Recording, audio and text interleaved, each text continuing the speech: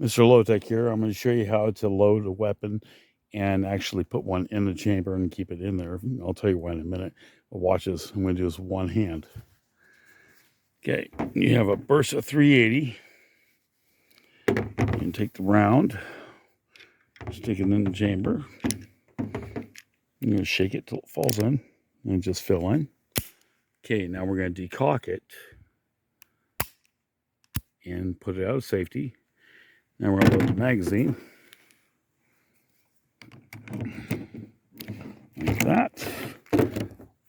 Lock it down. And that is how you load the weapon. Now you notice the hammer is down on this thing. But if I pull the trigger, it's actually going to go into double action first. It'll go and pull through. And then hammer will cock back and it'll come into single action. So that's how you do that. Comes in real handy if you have to actually fight off somebody and you only have one hand to fire the weapon. So you guys have a good night. Bye.